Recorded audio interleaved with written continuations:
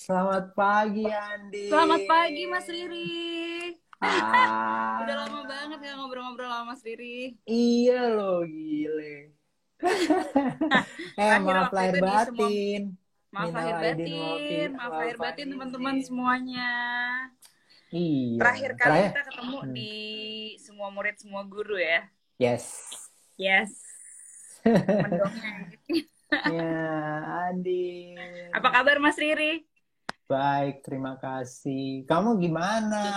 Aku Gimana nih alhamdulillah baik. situasi waduh banyak banget sih ceritanya, tapi bagaimana nih 3 bulan terakhir social distancing, tinggal di rumah memberi kamu Sebenarnya apa? kalau 3 bulan terakhir, ya jadi ini kan semacam blessing in disguise juga buat aku ya, karena waktu itu kan sebenarnya aku lagi hamil besar banget tuh Mas.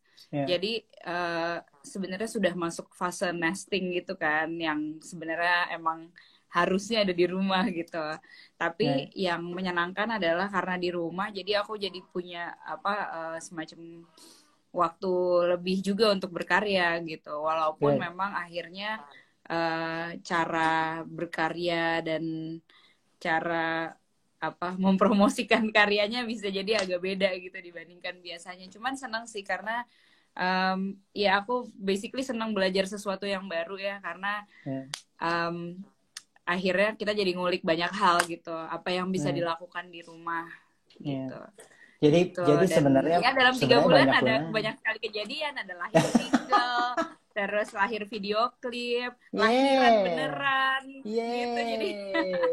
Keren banget. jadi kayak Terus, banyak sekali yang dilakukan yeah. dalam 3 bulan terakhir. Iya, jadi sebenarnya kita kan acara kita ini namanya Cabin Fever. Cabin Cabin Fever itu fever. Cabin Fever itu adalah sebuah situasi di mana kita benar-benar sudah restless, sudah unease, sudah apa ya kayak Mm-mm. gelisah dan dampaknya kepada orang-orang ketika terkungkung di dalam sebuah Ya, ruangan itu berbeda-beda. Tapi ya. udah 11 orang yang kita temui, udah 12 orang dengan Andin pagi ini. Aku, ah, Rata-rata sih sebenarnya justru mengambil sesuatu yang berbeda dari rasa terkungkung itu. Dan betul. dan mereka menemukan banyak hal gitu yang baru tentang dirinya, tentang keluarganya, tentang pekerjaannya dan so it's good. I think kadang-kadang kita butuh break mungkin ya dari semua dan pasti menyenangkan ya. Itu ada Kawa, ada suami IP, ada sekarang ada member baru keluarganya, anak cowok satu New lagi, member. new Iya. member Tabi, Ya asik jadi sekali. aku rasa sebenarnya ya pada akhirnya nggak ada gini. Mungkin pada awalnya sebenarnya nggak ada yang nggak bingung ya Mas dengan keadaannya gitu. Karena Hmm, butuh mungkin sebelum beradaptasi kita butuh aware dulu. Oke, ada apa ini? What's going on gitu dan mungkin ya aware terus prosesnya menerima. Begitu ya, menerima baru bisa mengobservasi kira-kira baru bisa ya, beradaptasi ya, gitu. Jadi ya ya, mungkin dari segala apa namanya ya orang-orang semua yang grateful dan bisa bisa mengambil sebuah hikmah dari sini, aku rasa pasti melewati proses-proses itu gitu. mhm, mhm. Ada proses Dan bingungnya juga pasti iya, awalnya. iya sih. Kalau kalau kami di Miles ini Mm-mm, sebenarnya kan baru mencoba banget coping dulu dengan kenyataan bahwa betul, kita harus menjaga environment kita, lingkungan kita gitu. Maksudnya kita punya betul. keluarga, kita punya Hai Kawa, selamat pagi. Selamat pagi, keringetan. Terus Asik. Mas harus Kita coping. punya banyak sekali ya, jadi kita sebenarnya sempat bekerja sampai minggu kedua Maret. Mulai Oke. 16 Maret baru benar-benar kita harus work from home gitu. Mm-mm. Tapi Bekerjanya setelah tuh waktu itu itu berarti masih kayak di kantor gitu atau kayak masih di syuting kantor gitu? dengan limited. Enggak sih sebenarnya kita Oke. baru persiapan. Oh, Ada jadi dua baru film yang persiapan lagi mau, dipersiapkan. terus berarti harus Ha, tertunda. tertunda, Andin.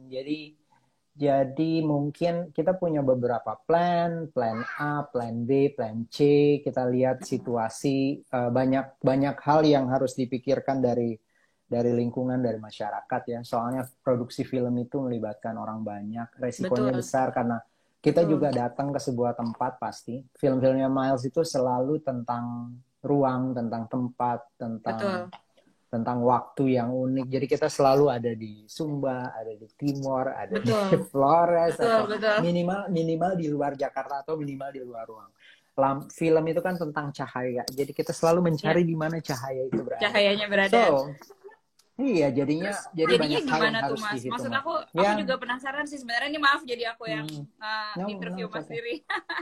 Soalnya aku maksudnya kalau ngobrol sama teman-teman dari musik gitu kan, mereka semacam ya maksudnya ya kayak dari aku pribadi gitu, aku sempat mempertanyakan gimana ya caranya supaya singlenya bisa keluar gitu. Tapi Ya, ternyata kayak ternyata rekaman kan bisa dilakuin di rumah, terus udah ya, gitu apa namanya ya preskon bisa dilakukan possible. dengan segala teknologi dan Ya, marketing segala macam gitu. Nah, kalau ya. kalau dari perfilman berarti kan pasti ada pembicaraan nih antara antara teman-teman semuanya gitu. Iya, sebenarnya di beberapa negara dan di Indonesia juga udah mulai, Hmm. kita tuh udah mulai memikirkan sebuah SOP baru kalau Hmm. seumpama suatu titik nanti kita harus mulai berproduksi. Teman-teman sekarang banyak sekali yang rasanya kayak toleran ya, produser film Indonesia itu cukup toleran untuk Ya, berpikir bahwa kita harus menunggu sampai waktu yang tepat, sampai pandemi ini ada solusi-solusi yang real gitu ya. Dan ya.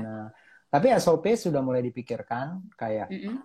kayak pola-pola syuting seperti apa, pola-pola sistem security kesehatannya seperti apa. Tapi yang paling penting juga kayak kami di Miles itu kita mencari alternatif-alternatif yang kreatif. Maksudnya produksi seperti apa sih yang bisa dilakukan di dalam situasi ini gitu. Jadi Oke. jadi jangan sampai filmnya kayak juga sama kayak film yang biasa kita bikin. Mungkin penulisan skenario-nya juga harus Jadi mulai agak consider. harus di-adjust gitu ya. Nah, itu Betul, kan dari kayak apa sisi sih? produksi. Dari sisi produksi, kalau dari sisi penontonnya gimana tuh, Mas? Ya udah kita sementara ini kayak sekarang Nah, digital platform itu sebenarnya bisa banget menjadi solusi. Banyak banget orang sekarang yang kita karena di rumah atau lebih banyak waktu di rumah, kita mulai mulai terbiasa menonton film dalam format yang betul. berbeda digitally.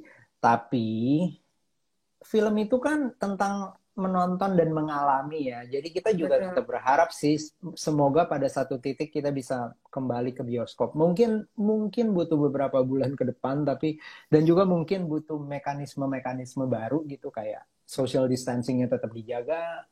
Mm-mm. Saya belum bisa bayangin sih Andin terus terang tapi Betul. let's see, Ya itu juga you know. aku sempat Manut ngobrol sama ya aku juga sempat Mm-mm. ngobrol sama suamiku gitu akan seperti apa ya di bioskop nanti dengan apa ya yang orang-orang bilang sebagai new normal ini gitu. Iya, iya. Ya. Mungkin kursinya Ya, dicopot kali ya beberapa ya. jadi Terus iya habis itu ya jadi duduknya kayak berjarak. bioskopnya sendiri dari Terus pihak bioskop kayaknya melakukan beberapa adjustment terhadap desain dari bioskopnya. yeah. I don't know. Iya tuh Terus pada terus bilang ini kan kangen ya banget itu kan nonton film di bioskop. Mm-mm. itu kan budaya budaya manusia deh. We need to adjust. We need to try to make adjustment gitu. Andin, Ya, itu kemarin ada yes, single dan video baru Jendela Waktu. yes, Kayak apa tuh? Itu betul. prosedur bikinnya kayak apa? Ceritain dong. Gimana Jadi bisa jadi jendela kayak begitu? Iya, iya, iya. Jadi Jendela Waktu itu sebenarnya itu adalah sebuah single yang aku bikin untuk almarhum Bang Elva, Mas Riri. Oke. Gitu. Jadi Oke. kebetulan di tahun 2020 ini tuh tepat pas 20 tahun aku berkarya gitu. Oke. Dan selama ini kayaknya kan aku ya udah nyanyiin lagu-lagunya almarhum, tapi aku kayak kepengen banget bisa membuat sebuah karya baru tapi emang persembahan untuk almarhum gitu. Makanya aku ngajak Mas Yofi Widianto untuk bikin lagu bersama karena kan beliau ponakannya Bang Elva jadi tahu kayak dari kecil tuh seperti apa gitu jadi kebayang lah kira-kira jadi kita menulis lagu bersama. Nah apa namanya tapi emang dari awal sih kita nggak kepengen maksudnya ketika orang nangkep lagunya tuh perspektifnya sempit gitu jadi kepengennya lebih Oke. lebih apa lebih luas jadi orang bisa mengartikan sendiri Jendela Waktu tuh ya menurut versinya mereka tuh apa gitu maknanya. Dan Oke. aku tuh rekaman waktu itu sebenarnya udah mulai nih corona gitu, cuman belum belum ada keputusan social distancing dan Oke. lain-lainnya gitu. Jadi kayak masih masih di awal banget lah waktu itu. Tapi udah bulan Maret sih kayaknya. Iya udah bulan Maret waktu itu. Terus kayaknya 1 hari sebelum Java Jazz deh kalau aku nggak salah rekamannya. Anyway, waktu itu aku juga akhirnya ketika lagunya tuh udah harus keluar menurut schedule, nah itu udah work from home tuh semuanya gitu. Nah aku sempat bingung yang tadi aku ceritain. Pasti kan ada masa-masa dimana oke, kalau aku sebagai penyanyi mungkin kayak job-job yang di panggung tercancel gitu. Tapi kalau misalnya untuk yang rilis gimana nih? Nah waktu itu baru awal-awal work from home, jadi aku juga kayak masih bingung nih gimana nih ya gitu. Terus pas kita rembukan nggak apa-apa keluarin aja gitu. Udah dikeluarin singlenya. Nah setelah keluar single sebenarnya harus keluar video klip, tapi ya gitu kan nggak mungkin syuting video klip gitu kan. Terus akhirnya kita ngobrol-ngobrol internal. Ya sebenarnya ini dari kacamatanya orang-orang sendiri ya, ketika dengerin lagu Jendela Waktu, mereka tuh kayak punya banyak sekali perspektif gitu. Ada yang benar-benar memang karena ditinggal untuk selama-lamanya, jadi kayak di alam yang berbeda. Ada yang mungkin karena dalam kesempatan kali ini memang terpisah secara kesempatan gitu. Ada juga yang memang apa namanya kayak anaknya tuh pergi ke luar negeri gitu. Terus jadi banyak banget perspektifnya. Terus kita pikir memang sebenarnya dalam keadaan seperti ini memang setiap orang tuh kita semua lagi terpisah secara waktu di balik jendela kita masing-masing gitu. Jadi kenapa enggak kita membuat sebuah video kolektif tentang apa sebenarnya yang terjadi di balik jendela kita masing-masing gitu. Gitu. Banyak jadi banget banget shot kayaknya fans kamu ya, follower fans dan orang-orang yang menggambarkan dunia dari dalam ruangan melihat keluar jendela. Iya, Dan betul. Dan karena iya memang itu kayak sinema itu, Andin. Sinema itu begitu. Sinema maksudnya, makanya tadi kita ngomongin creativity film. Sebenarnya menarik banget gitu, dan saya juga pernah mengamati beberapa film yang betul-betul memanfaatkan point of view itu. Jadi kayak bagaimana sih rasanya kalau kita melihat segala sesuatu hanya dari dalam, melihat keluar, pasti ada sesuatu yang lain, feeling yang lain gitu. Iya, iya. Dan satu hal lagi sih mungkin karena semuanya orang bercerita jujur kali ya. Jadi memang ini yang mereka alami dan rasakan gitu. Jadi aku rasa ketika orang lihat video klipnya juga akhirnya jadi merasakan apa yang orang-orang ini rasakan gitu secara tidak langsung. Yeay. Gitu sih, Terus Mas. terakhirnya ada surprise. Surprise. Ada gambar kamu baru selesai melahirkan Tabi ya. Iya, karena Namanya memang keren banget. Tarisma Anakku, Tarisma Jingga Tabi. betul. Keren banget. Yes. Selamat sekali lagi. Thank you. Iya, that's a pleasant surprise. Iya. Itu juga yang terjadi di balik jendela waktuku soalnya. Jadi waktu itu kita pertama kali kontak Andin bilang, Mas, aku mau melahirkan perkiraannya 17 Mei. Terus langsung deg-degan. Waduh, 17 Mei bisa jadi mundur 18, 19, mungkin mundur sedikit 1 minggu kan, biasanya 1 minggu sebelum, 1 minggu sesudah. Jangan-jangan kita nggak sempet nih. Ternyata lebih cepet ya, tanggal 1 ya? 1 Mei Tanggal ya? 1, iya. Ini sama banget sih sama aku lahiran yang terdahulu juga. Lebih cepatnya tuh bener-bener lebih cepet banget. Makanya harusnya 17 Mei jadi tanggal 1 Mei. Tapi ya gitu, karena semuanya dilakukan di rumah, jadi sebenarnya bisa privately dilaksanakan gitu. By the way, nanti kita balik lagi ke itu. Tapi sekarang nih mumpung ngomongin Jendela Waktu, Bisikan Hati album pertama kamu kan tahun 2000. Itu di situ juga pertama kali kita ketemu, Andin. Maksudnya waktu itu lagi kerja bareng, banyak banget kerja. Miles itu, Mira dan saya lagi kerja bareng dengan Bang Elva. Mira menulis itu bersama Bang Elva menulis tahun 2000 bukan sih? menulis Iya, kan? lagu untuk Petualangan Sherina tahun 99 sampai 2000. Betul. Dan Sherina keluar, terus habis itu ya Bang Elva naturally ngobrol-ngobrol tentang project berikutnya, terus dia bilang, saya punya penyanyi jazz remaja yang asik banget, kalian harus dengar gitu. Terus ya udah, saya dan Mira dikasih dengar lagu yang dibayangkan ingin menjadi kayak semacam single pertamanya gitu, jazz klasik standar yang keren banget. Terus Habis itu kita lihat-lihat majalah, kita cari-cari reference, terus kita bikin kayak suasananya kayak di pub di New York gitu yang agak-agak di basement. Jadi ada terus Do waktu itu you pokoknya remember Billie Holiday Billie yes, Holiday's itu painting? Yeah. yes, itu Enrico Sukarno, still a good friend of mine sampai hari Dan ini aku dan ketemu dia sama Mas Enrico waktu itu. Waktu oh lagi ya. sama aku lagi sama Om Edo di mana Eh, ya waktu itu ya? Di apa sih yang deket Pasar Baru tuh, Galeri Antara waktu itu. oh Terus iya kayak, iya oh iya. ini my model. Ya Terus ya dia ya tuh ya.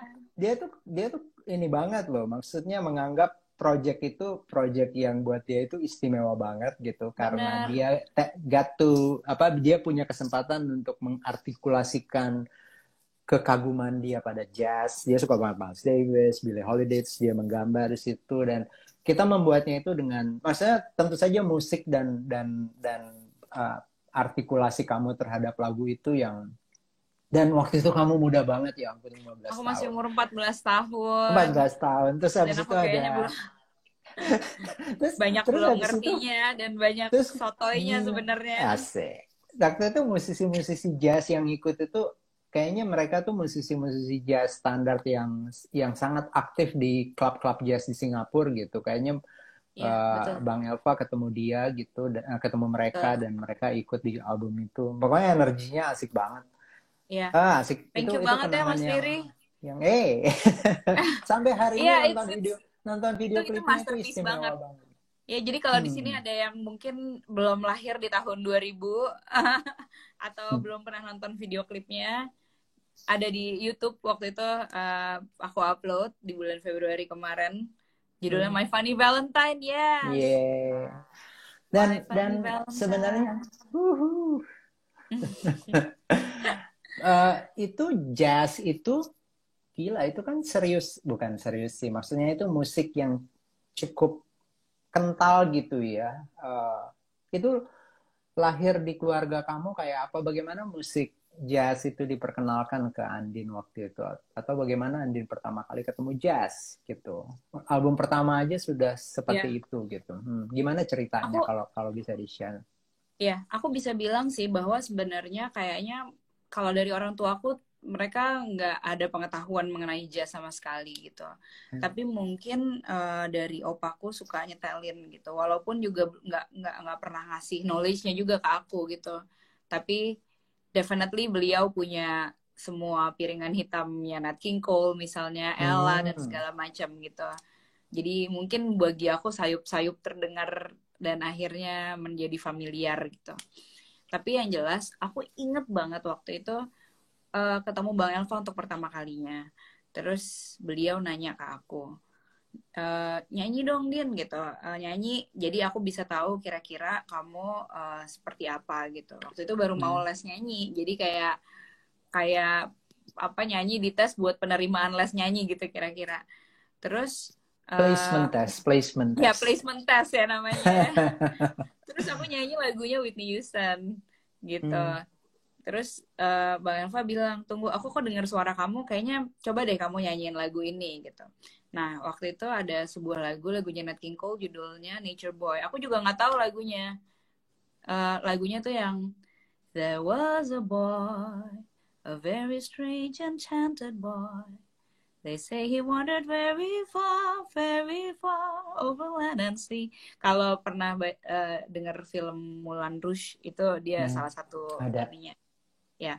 Dan begitu aku denger lagu itu dan aku nyanyiin kok kayaknya langsung jelek gitu. Ini kayak aku ketemu sama jodoh gitu loh rasanya. Kok aku bisa nggak pernah denger model lagu yang seperti ini gitu dari dulu dan aku merasa sangat nyaman untuk menyanyikannya.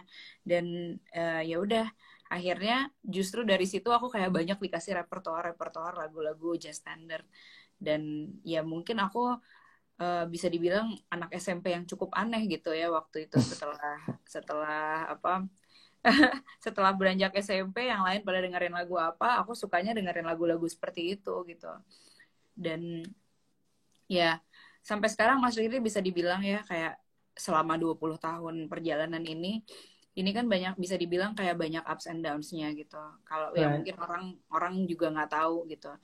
kadang-kadang yang bikin aku merasa beberapa kali merasa give up, beberapa kali ngerasa kayaknya capek deh gitu. Itu bukan dengan musik atau nyanyinya itu sendiri gitu, tapi dengan industrinya, lebih kayak karena perintilan-perintilannya gitu. Dan setiap kali aku ngerasa kayaknya aku capek, udah sebel gitu, terus aku ngambek-ngambek sendiri, pada akhirnya momen-momen pertama itu yang akhirnya membuat aku Ingat jadi, lagi. iya jadi enggak sebenarnya gue sayang banget kok sama musik ini gitu, dan aku cinta banget sama nyanyi. Jadi ya itulah momen-momen yang bisa menguatkan aku, karena justru di momen-momen pertama itu kayak niatnya tuh semuanya tuh masih pure banget gitu. Pertama kali nyanyi nggak mikir apakah akan menghasilkan uang dari situ, apakah akan punya followers, apakah akan punya penonton di atas panggung gitu. Aku nggak mikirin itu semua, kayak I wanna sing just because I love to sing gitu. Iya. Dan musik dan jazz itu punya tradisi yang panjang, dan mungkin itu yang membuat cara pandang Andin terhadap musik juga jadi berbeda gitu. I think kamu mulai dengan sesuatu yang ada roots-nya, ada tradisinya. Terus habis itu berlanjut deh ya. Maksudnya musik album-album kamu berikutnya, kamu bekerja dengan musisi-musisi, maksudnya beberapa diproduce oleh musisi-musisi yang sangat serius gitu Itu ya. aku ya beruntung banget sih sama Mas Indra, sama Mas Bontot juga, sama Nikita, ya. Semuanya musisi yang yang yang membuat album-album itu jadi yang paling depan itu adalah creativity, energi, dan sebenarnya tradisi in a way gitu. Dan itu yang mungkin akan berumur panjang ya rasanya. Insya Allah, Rasanya Mas. mudah-mudahan itu. Maksudnya itu sama dengan Doain bisa kayak karya-karyanya Mas Riri. aduh, terima kasih. Maksudnya saya itu bekerja dengan produser yang datang dari keluarga musisi jazz. Jadi mungkin Yes, itu yang membuat itu keren banget. membuat ya nggak sih? Karena ya Maksudnya aku juga selalu melihat bahwa kayaknya ya kan, kayak Mas Indra sendiri bilang gitu, jazz is an attitude gitu kan sebenarnya. kayak Jadi it's not a genre dan yang lainnya gitu. Jadi ya aku rasa kayak Mas Riri, Mbak Mira, semuanya gitu, teman-teman yang lain emang kayak you guys have a jazz attitude. iya, iya sih. Dan banyak hal yang mestinya akan menjaga energi kita itu karena uh, semuanya bisa dimulai dengan musik gitu, dengan Betul. basic musiknya dulu gitu. Ya. Oke, terus sudah 7 album loh, nggak kerasa gitu. Terakhir kemarin Metamorphosa ya yang album Ya. dan kerja dengan kemarin tuh aku nyari-nyari gitu, ketemu kamu ngejam sebentar sama Nikita di sebuah radio, di acara radio gitu. Keren banget sih emang. Wah, dia sih pemain gitar yang asik gitu, dan bayangin. Keren ya dia ya. Yang waktu ada lagu Gemilang itu yang album yang di Gemilang itu ya Kinan Nikita yang produce. Nikita juga ya. Kirana, Kirana. album Kirana. Ya, ya, yang ada Soalnya lagu Gemilang. judul albumnya hampir-hampir mirip. Jadi Kinanti, Kinanti. Bintang. Ya. Good, yes. Dan sudah 7 album. Nah, ini kalau ngomong soal album, kalau buat setiap musisi punya proses yang berbeda-beda. Tapi Betul. apa yang menjadi inspirasi lahir lagi gitu? Kalau kapan gitu dorongan buat Andin untuk berpikir apakah tidak pernah berhenti menulis lagu, atau tidak pernah berhenti bekerja dengan produser, atau gimana sih biasanya sehingga sebuah album itu lahir? Lumayan kan 7 dalam 20 tahun, berarti bisa dikatakan cukup produktif untuk jenis musik yang ini ya. Ini ongoing yang ke-8 kok, dan ke-9. Okay. Oh, good. Great. Yes. Yay. Sebenarnya yang nggak bisa dibilang terus-terusan apinya ada di situ sih, Mas. Maksudnya apinya terus nyala terus gitu, aku nggak bisa bilang seperti itu gitu. Makanya sebenarnya aku butuh kayak orang-orang yang mungkin memiliki mimpi yang sama gitu sama aku, dan passion yang sama, sehingga bisa either jadi vice versa, bisa aku yang terus gangguin mereka, bisa mereka yang gangguin aku juga. Ayo Din gitu. Itu terus yang kedua memang kan ada kebutuhan gitu dari aku. Tapi apa namanya, aku nggak bisa bilang ya kalau kebutuhan kan nggak apa namanya, nggak bisa terus-terusan butuh gitu sebenarnya. Jadi kadang-kadang aku minggir sebentar untuk jalanin apa yang harus aku jalanin, kemudian ketika kebutuhan itu muncul gitu, lalu aku yakin ini adalah saat yang tepat gitu untuk aku membuat sebuah lagu atau karya atau album atau apapun yang perlu aku buat gitu. Terus ya walaupun aku juga emang apa namanya bisa dibilang karena idenya tuh banyak banget gitu, tergantung gimana orang-orang di samping aku mau nangkepinnya nih gimana nih gitu. Jadi kayak aku nulis buku lah, terus aku bikin ini, bikin itu, bikin jadi banyak banget gitu. Terus dan apa namanya ya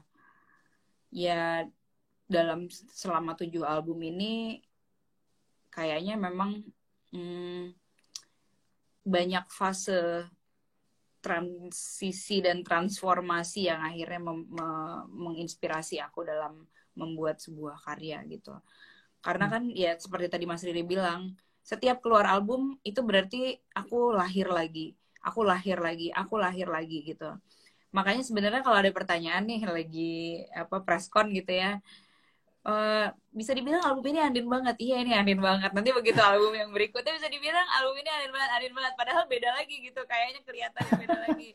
Tapi nggak bisa disalahin gitu. Karena memang kita sebagai manusia kan selalu bertransformasi gitu. Aku juga, aku berubah. Aku banyak berubah.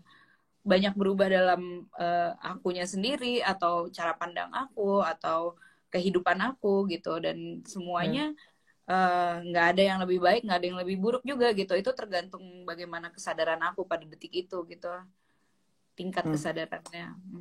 Dan kamu menulis sendiri selalu menulis lagu juga di dalam albumnya, selalu ada karyanya Iya, Mbak? lebih banyak lirik sih, lebih banyak lirik. Oke. Yes. Yeah. Dan Andin main instrumen nggak atau Aku gimana main biasa? sedikit-sedikit. Oke. Jadi di rumah ada piano, ada gitar Ada. gitu. Hey. Ada piano. Kalau gitar punya kawas semua sama drum. Oh, gila Kawa itu. Aduh, gila Aduh, itu Kawa iya. lucu banget sih, Andin. Iya, Lucu dia banget. kayak dia lagi seneng banget explore dan apa namanya, lagi senang sebenarnya nih sebelum masa pandemi ini dia lagi senang-senangnya ikut aku manggung. Oke. Jadi di beberapa konser yang emang nggak terlalu, yang emang lebih casual gitu, dia pasti akan kayak maksa naik ke panggung gitu untuk ngiringin ibunya. Asik. Asik. Nah, ngomong-ngomong soal, oke, kita mungkin balik sedikit ke rumah gitu. Sekarang ini kan maksudnya bagian dari ekspresi atau artikulasi karya kita itu antara lain sosial media gitu. Dan saya lihat Instagram, YouTube-nya Andin gitu, vlog Andin itu sangat hidup gitu. Dan semuanya itu banyak memberi kita pengetahuan gitu ya. Ibu-ibu muda terutama.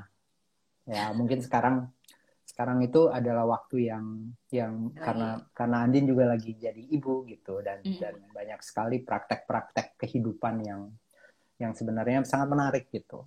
How you see that? Kamu melihat ini semua channel-channel ini untuk mengkomunikasikan ide itu kayak sekarang tuh itu menjadi jalan yang seperti apa sih gitu? Oke. Jadi Menyenangkan sebenarnya nggak sih mengerjakannya? I think menyenangkan. kalau lihat foto-fotonya keren banget dan vlogging itu juga menjadi sesuatu yang ya kalau buat saya gitu orang film yang suka visual gitu itu menyenangkan sekali menonton itu gitu. Iya. Ya. Jadi sebenarnya aku bisa dibilang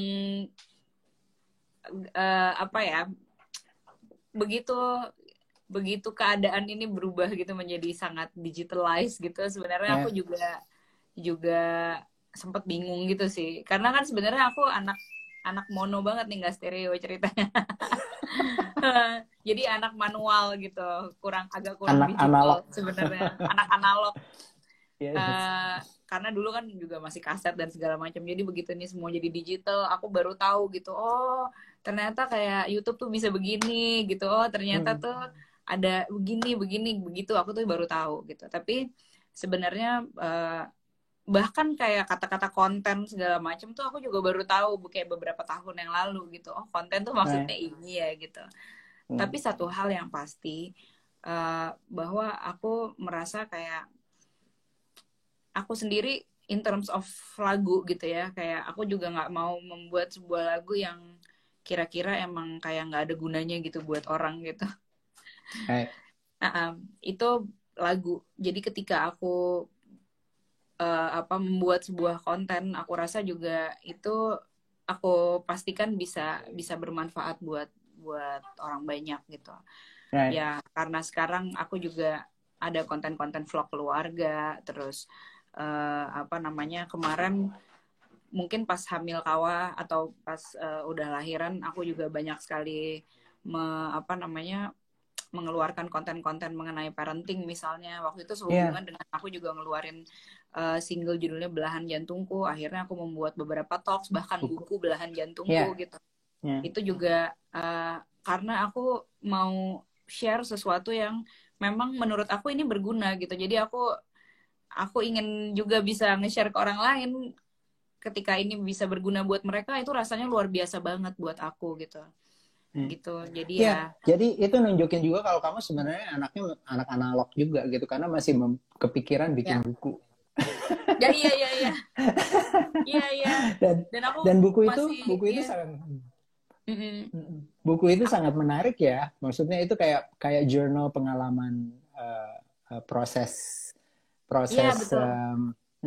lahir proses mengandung melahirkan gitu. Kita akan ngobrol Iya. sedikit soal itu. So, tapi itu Iya. buku kenapa Din? Maksudnya nggak tahu sih. Kayaknya bikin buku sekarang itu technically cukup menantang dan pasti banyak yang bilang bahwa kenapa mesti buku gitu.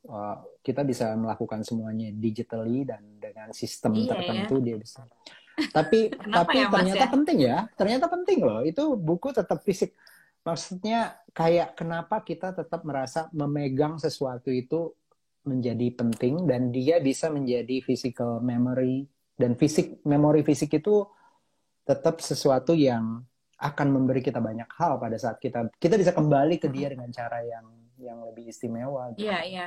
Aku Tapi juga buat kamu yakin waktu begitu itu sih. apa dorongannya? Mm-mm. Personally, aku memang masih menulis gitu sampai detik ini. Menulis Hmm. aku nggak pernah menulis di kayak tablet dan segala macam gitu. Jadi aku nulis memang memang masih nulis di buku. Aku juga Hmm. personally masih punya jurnal Yeah. semacam diary gitu yang aku tulis gitu tiap tiap aku ngerasain sesuatu atau aku tiap mimpi sesuatu gitu. Jadi Hmm. jadi ya menulis menurutku menulis di sebuah kertas gitu itu masih relate banget sama aku. Jadi ya Hmm. kenapa enggak bikin buku gitu. Aku nggak mikir panjang sih sebenarnya. Tapi aku rasa ya aku nggak tahu kalau dengan orang lain ya. Tapi kalau aku melihat membaca di buku itu kayak lebih masuk ke otak dibandingin aku baca di blog gitu misalnya. Yeah. Yeah. Kayak agak Mhm. selewat gitu. Aku nggak ngerti karena apanya sih atau mungkin karena aku orang lama kali ya. Yeah. Kayak kayak kalau kami juga di film ya, Mm-hmm. kita kan semuanya harus di pikiran itu biar bagaimanapun harus dituliskan mulai dari ide basicnya gitu, dituliskan dulu gitu, terus habis itu mulai jadi sinopsis, kemudian treatment sampai jadi script. Betul. Nah sekarang itu banyak sekali peluang untuk kita saling mengkomunikasikan semuanya itu lewat lewat dikirim pakai file gitu, terus dibaca. Mm-hmm. Itu maksudnya kalau minimal kalau generasiku dan Mira gitu nggak bisa. Tetap aja kita harus ngeprint dulu, kemudian megang, kemudian membaca, Betul, terus pakai bolpen, terus dikasih catatan, terus habis itu dikasih post it, betul. terus Pasti di print jadi dulu kan. iya gitu. Tapi apa yang kita bisa dapat dari buku Belahan Jantungku? Kalau mungkin teman-teman Iya, di sini ada yang belum sempat melihat buku itu atau iya, membacanya. iya. di buku Belahan Jantungku, jadi itu sebenarnya perjalanan aku menjadi seorang, jadi transformasi dari seorang yang belum punya anak, kemudian punya anak, kemudian itu ada bab melahirkan, menyusui, dan yang lainnya. Tapi yang lebih penting, ini tuh perjalanan menjadi seorang perempuan, wanita gitu. Orang-orang yang belum punya anak juga aku merekomendasikan membaca buku ini. Yang punya anak pun aku merekomendasikan. Karena sebenarnya buku ini lebih komprehensif daripada... jadi aku tidak membahas mengenai teknik atau metode melahirkan, menyusuinya, atau makannya gitu. Tapi lebih seperti filosofi-filosofi apa yang mendasari aku untuk melakukan itu gitu. Dan buku ini sangat gentle, aku bisa bilang. Dan ada bab-bab yang sangat menarik menurutku. Di antaranya ada bab mengasuh diri sendiri sebelum mengasuh anak.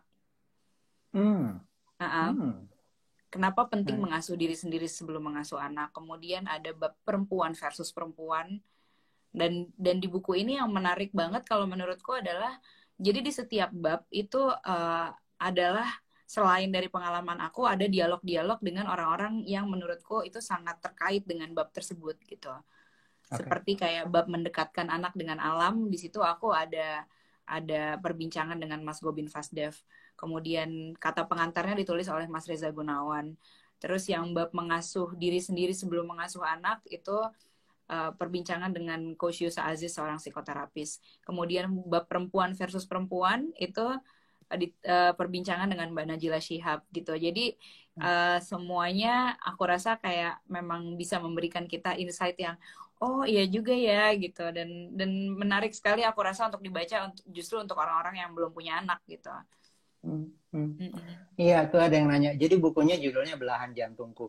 Andin, di dalam situasi gini kita bisa dapat di mana? Bukunya ada tempat pesan online yang kamu rekomen nggak? Yang pasti di meyakinkan. mizanstore.com. Oh, kan bukunya keluarannya Bentang Pustaka. Jadi jadi bisa dibeli di mizanstore.com. Dan lagi diskon kayaknya deh.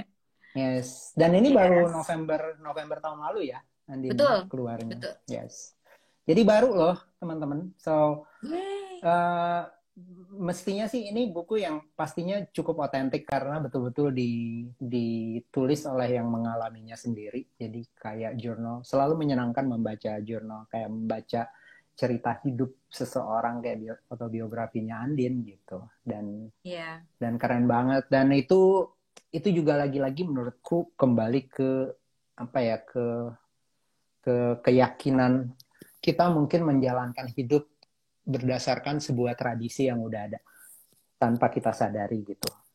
Aku kok yakin begitu ya, Andin. Andin, kamu boleh geser ke kiri kamu sedikit gak? Biar mukamu nggak ketutupan ke situ. Dikit aja. Okay. Badannya diangkat aja dikit. Jadi nggak ketutupan komen. Yes. Gue obsesi karena menjadi sutradara yang selalu cari-cari subtitle.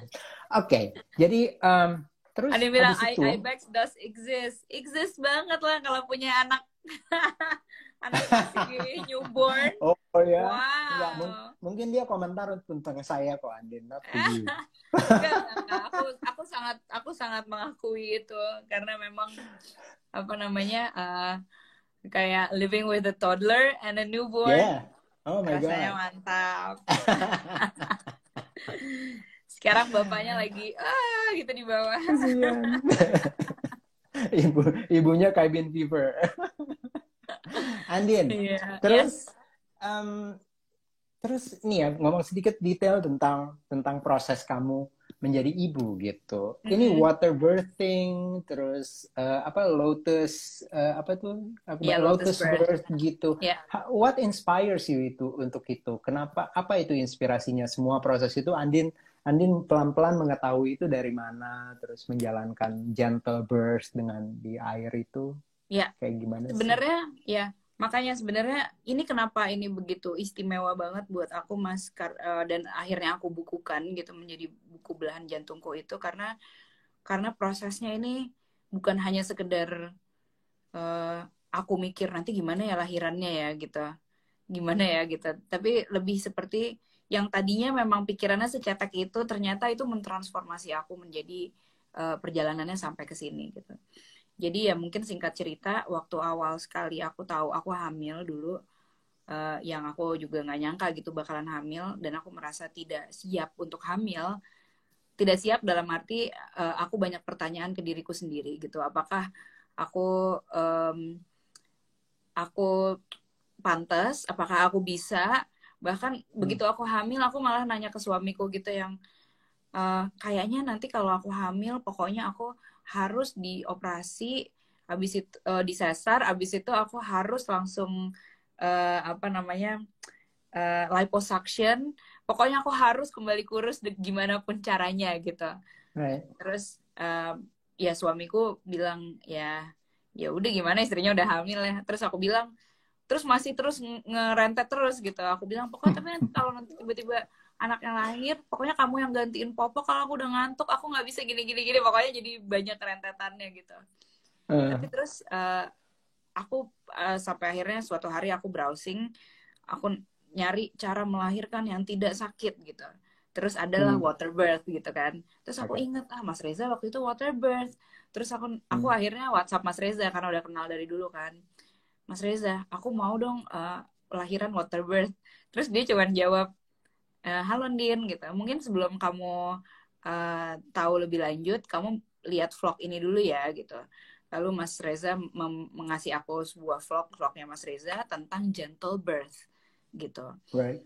Jadi water birth adalah sebuah metode, tapi gentle birth itu adalah sebuah filosofi gitu, filosofi dalam kehamilan dan persalinan. Lalu akhirnya aku nonton itu dan aku nangis berduaan sama suamiku. Terus nangis kenapa? Karena ternyata yang namanya kehamilan itu lebih dari sekedar kayak yang aku kira selama itu gitu. Jadi ternyata yang namanya kehamilan tuh ada sebuah jiwa yang mau yang dititipkan ke aku gitu, dan bagaimana ternyata kehamilan itu bisa dijalankan sebegitu lembutnya, as well as persalinan juga gitu. Bagaimana mengantarkan bayi ini bisa dengan apa namanya dengan minim trauma gitu, karena akhirnya perjalanan itu yang si natural birth itu mengantarkan aku kepada banyak sekali perjalanan sampai hari ini gitu. Dan hari ini pun aku sekarang ini lagi menjadi salah satu mahasiswa di Akademi Psikoterapi Indonesia. Wow. Dan yang aku tahu di situ adalah bahwa trauma yang paling besar dari seorang manusia itu adalah trauma ketika dia dilahirkan gitu. Itu kenapa akhirnya aku memilih untuk menjalankan laku gentle birth. Dan water birth itu juga aku pilih karena transisi dari alam basah yang ada di dalam kandungan ini ke alam dunia gitu, menjadi sangat lembut gitu transisinya. Gitu. Di air gitu ya. Di air. Jadi ada sebuah transisi seperti itu gitu. As well. Dan as 2 kali menjalankannya juga cukup smooth buat kamu ya, nggak ada. Tentunya ada persiapannya yang cukup panjang, tapi semuanya cukup smooth. Aku bisa bilang bahwa sebenarnya walaupun kelihatannya gini, jadi ini sebenarnya hampir sama ya kayak melahirkan, nyanyi, segala macam, itu hampir sama gitu. Jadi pemberdayaannya itu benar-benar harus serius gitu. Aku bisa bilang aku ikutan childbirth education class, aku meditasi setiap hari 2 kali. Aku makanan itu sangat aku jaga. Secara fisik aku juga setiap hari aku jalan 6.000 langkah gitu setiap hari. Kemudian banyak hal yang aku lakukan untuk memberdayakan diri. Kemudian tapi di hari H gitu, di hari H aku harus melepaskan itu gitu. Melepaskan segala ekspektasi itu. Kan sama ya sama kita nyanyi atau kita training. Kita membiasakan diri untuk melakukan sesuatu gitu. Jadi kita latihan, tapi di hari H anggap saja kita tidak sedang show gitu. Ya sama lah gitu. Jadi lupakan gitu, lepaskan. Dan itu sebenarnya yang terjadi juga gitu. Jadi banyak orang yang menyangka bahwa enak ya, gampang ya kayaknya gitu. Ya memang aku tipe yang mendingan ribet di awal, ribet dalam tanda kutip, bahwa harus memberdayakan diri gitu. Banyak orang-orang yang memilih untuk males ribet gitu. Cuman kan sesudah lahirannya biasanya lebih ribet tuh. Ada proses apa misalnya apa ya, proses-proses sakitnya dulu, atau mungkin proses jadi ada semacam ngurusin badan terus dan segala macam gitu. Tapi ya eh ya kalau buatku dengan segala macam pemberdayaan yang aku lakukan itu sekarang jadi pasca kelahirannya, pasca persalinan jadi lebih enteng gitu buat aku. Apalagi sebelumnya udah ada kawa dan segala macam kan. Jadi Great. ya harus punya apa vitalitas yang luar biasa lah di rumah.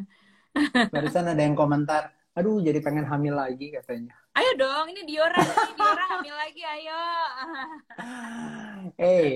Aku lihat pertanyaan ya. Ya, Oke. Tadi ada yang nitip pertanyaan. Tapi yang pertama kita biasanya nih, kita kasih dulu ke kalau Mira tuh biasanya nanya ke aku dulu gitu. Rina, pertanyaan apa Rina? Sekarang nih pertanyaan wah, Mira. ini Mbak Mira tadi Mira tuh yang nanya. bilang jadi pengen ulang hamil dan melahirkan. Monggo lah tadi Mbak tuh Mira. tadi tuh tadi tuh pertanyaan pertanyaan dia tuh, kamu masih mau punya anak berapa? Aku Uh-uh. aku nggak merencanakan. Oh Aku nggak ya, tahu. Aku nggak tahu. wow. Aku nggak tahu.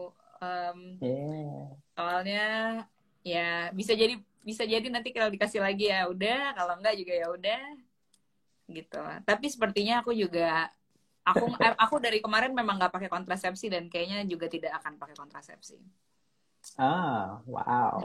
Si Mir, tuh dia ya benar dia yang bilang jadi pengen ulang hamil dan melahirkan. Ayo Mbak. Oke. Nah, terus nih aku ada pertanyaan nih, ngelihat 2 kali kamu melahirkan, terus habis itu ada foto kamu gitu.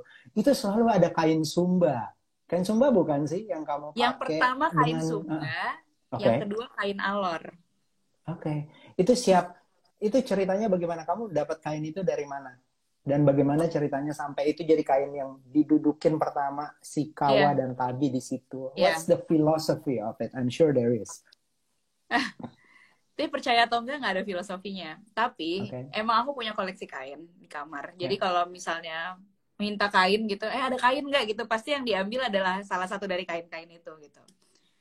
Tapi aku yakin nggak ada yang kebetulan gitu. Jadi waktu aku ke Sumba, ini aku ada Hmm. banyak banget kain Sumba yang belinya tuh Yay. di toko kain Hmm. gitu.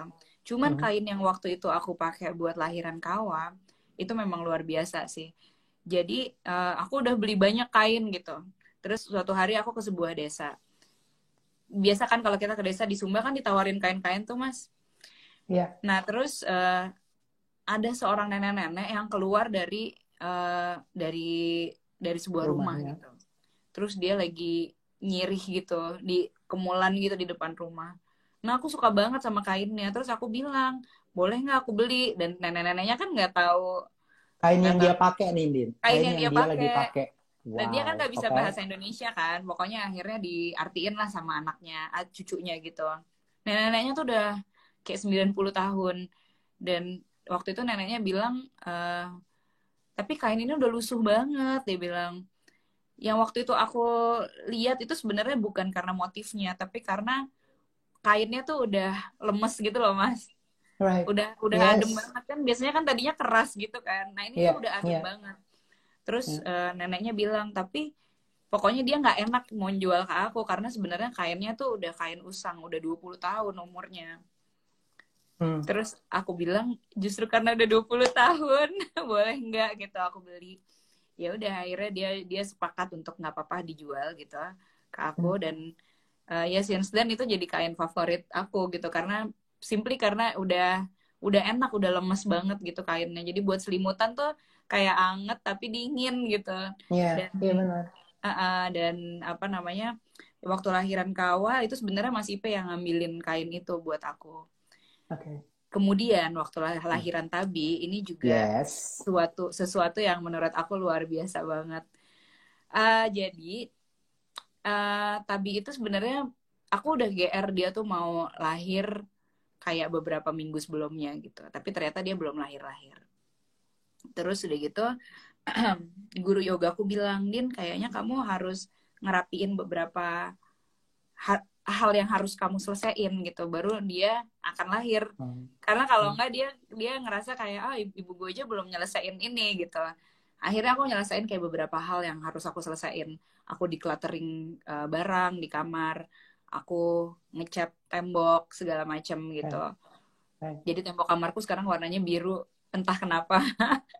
Pokoknya nah tiba-tiba sehari sebelumnya aku dapat kiriman dalam rangka apa itu ya? Jadi Mbak Angel ngirim ke aku. Yes. Angel Tanzil.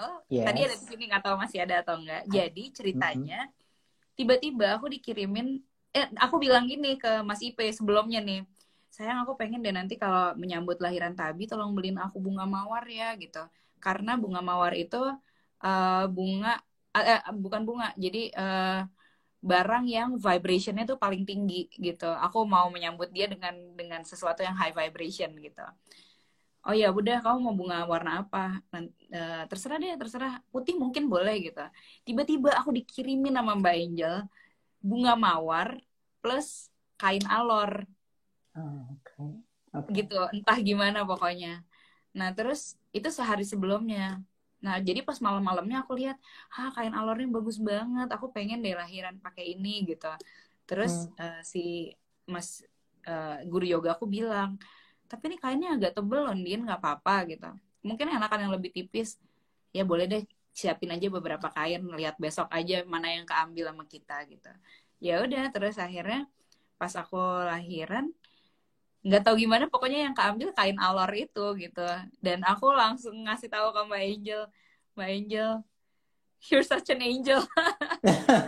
Terima kasih, karena ini aneh banget, kayak tiba-tiba ada bunga mawar dan kain alor yang dua-duanya aku kayak tiba appreciate banget gitu, dan di waktu yang tepat untuk, dan ya kayak besokannya langsung lahir gitu. Keren. NTT ya, aku pernah lihat kamu sama Ipe jalan kaki sampai ke Bajawa, berapa jam tuh waktu itu?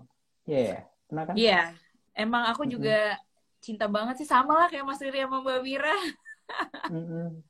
By the way teman-teman, Andin, kita juga masih mengadakan fundraising untuk NTT, untuk Waingapu dan Atambua.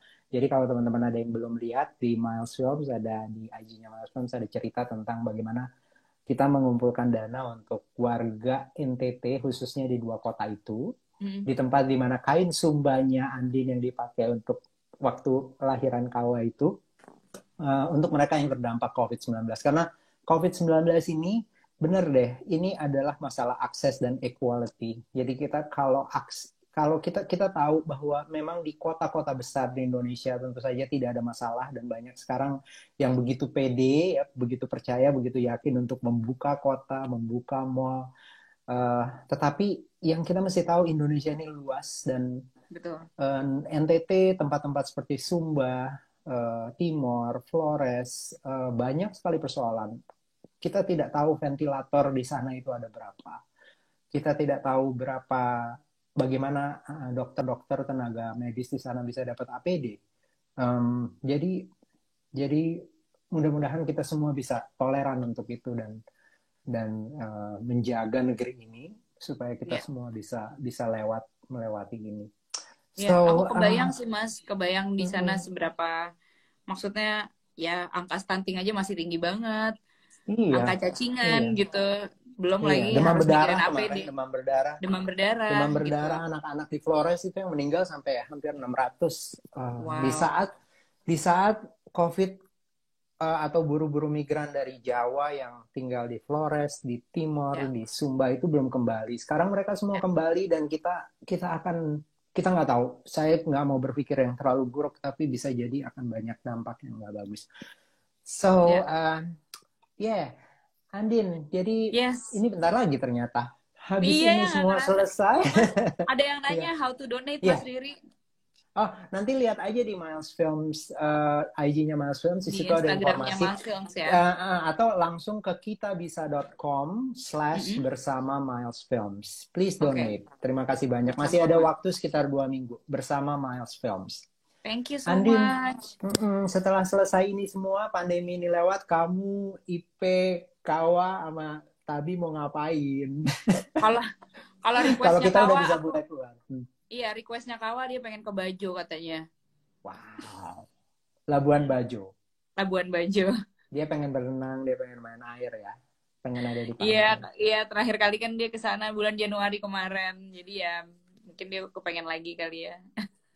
Jangan-jangan kita ketemu Kawa di Bajo nanti.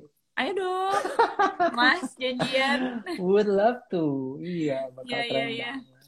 Makasih banyak semuanya juga. Thank you banget Mas Riri udah ngundang di Cabin Fever, Mbak Mira juga. Terima kasih ya. Banget. Teman-teman, sorry ya seperti apapun. Biasa. Suatu Jangan lupa libatkan aku. Asik. By the way, teman-teman semua, bukannya saya menghindari engagement kalian, banyak banget tadi yang kasih komentar, terima kasih banyak. Terima kasih banyak, thank you. Waktu 1 jam itu ternyata singkat, mudah-mudahan semua pertanyaanku ke Andin itu sudah menjawab pertanyaan teman-teman. Dan tunggu terus Cabin Fever, katanya Juni kita balik lagi. Iya sih. Ya, jadi nanti akan ada banyak obrolan dengan teman-teman yang asik dan Senin dan Kamis pagi. Andin, terima kasih. Salam juga buat orang tua ya. Aku dulu pernah ketemu your mom and dad waktu zaman-zaman kita bikin video klip pertama itu sama Bang. Kayaknya mamaku lagi nonton deh nih. Yeay, terima kasih Tante, terima kasih. Sampai kita ketemu caranya lagi. Komen kayaknya. Thank you ya Andin. Iya, thank you. Makasih banyak. Thank you semuanya. Makasih. Bye. Makasih. Thank you.